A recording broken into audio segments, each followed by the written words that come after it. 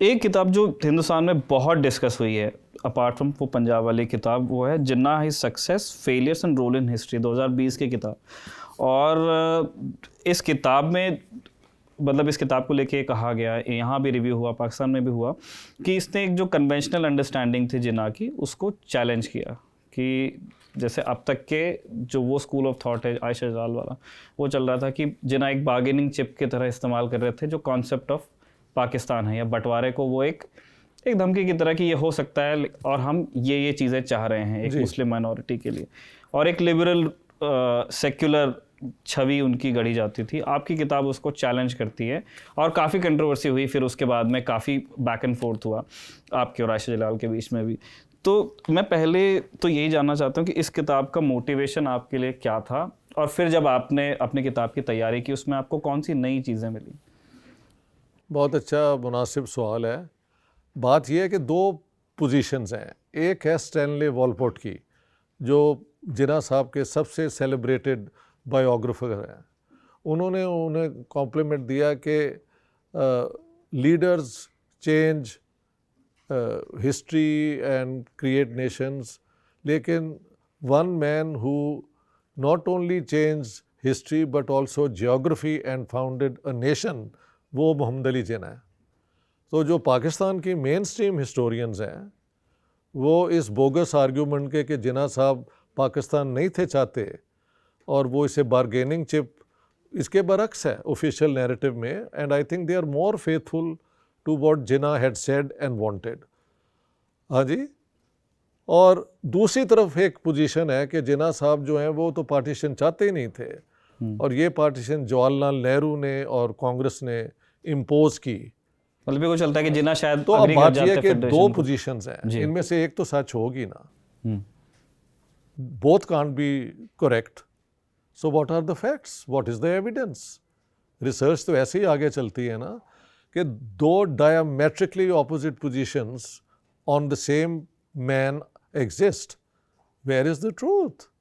तो मैंने वहाँ पे, क्योंकि मैं बेसिकली पॉलिटिकल साइंटिस्ट हूँ, और तो मेरे एक एडवांटेज भी था कि पॉलिटिकल थ्योरी, पॉलिटिकल आइडियाज़ का जो अपनी फोर्स है।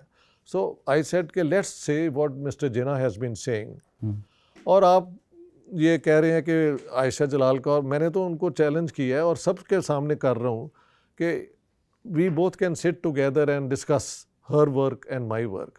आप यकीन करें, उनकी किताब में जिन्ना साहब की 22 मार्च 1940 के बाद एक स्पीच, एक स्टेटमेंट, एक राइटिंग, एक मैसेज नहीं है। तो उन्होंने एक किताब लिख दी है क्लेमिंग के Jinnah didn't want Pakistan, when the evidence from 22 March 1940 until Pakistan came into being, वो कॉन्स्टेंटली, कंसिस्टेंटली, रिलेंटलेसली एक ही है कि पाकिस्तान अगर ना बना तो मुसलमानों का फ्यूचर हिंदुस्तान में बड़ा वो क्या कहते हैं, ग्लूमी है। Islam will be annihilated, Muslims will be obliterated, यानी इनका निस्तो नाबूद हो जाएगा।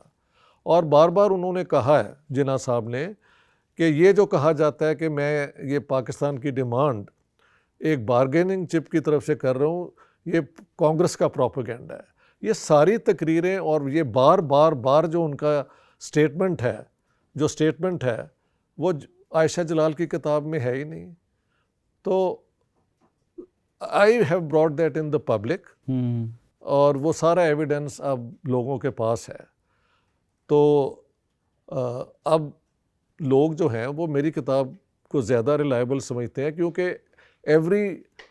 देखिए प्राइमरी सोर्सेज जो होते हैं किसी भी सोर्स को, वो यही है जिस तरह आज आपकी और मेरी बात हो रही है, आज से 5 साल बाद अगर कोई पता करना चाहे कि इन दोनों में गुफ्तगू किया है, तो रिकॉर्डेड यही होगा ना, आपने क्या कहा और मैंने क्या कहा। ये तो नहीं हो सकता कि मैंने जो कहा वो है ही नहीं और आप एक ऐसी कंक्लूजन ले लें on the basis of nothing. तो वो I think that thesis has been effectively demolished.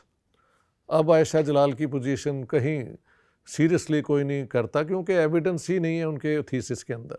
और कोई आर्गुमेंट भी नहीं है कि स्पोकन वर्ड अगर नहीं है किताब में तो from where does the conclusion come? Mind reading तो नहीं ना हो सकती। कोई एस्ट्रोलॉजर है वो जो बता सकते हैं कि secretly he was doing this, he was doing that? No. मैंने एक और बात की है कि जो अल्फाज मुंह से निकल जाते हैं, वो जिसके मुंह से निकलते हैं वो उसके नहीं रहते कि अगर वो अवाम की सोच बन जाए। तो अगर 7 साल आप ये कहते रहे हैं कि हिंदू और मुसलमान कभी मिलके नहीं रह सकते, और अगर सिविल वॉर हो जाएगी अगर इन दोनों को एक ही मुल्क में रखा जाए, और तो जिन्ना साहब अगर दिल से नहीं भी चाहते थे पाकिस्तान, लेकिन जिन लोगों ने फॉलो किया, जिन लोगों ने उनको वोट दिया, जिन लोगों की जानें गईं, वो तो इसीलिए गईं कि वो एक मुसलमानों का मुल्क चाहते थे और उसके लिए ये सारा कुछ हुआ। So that's the point.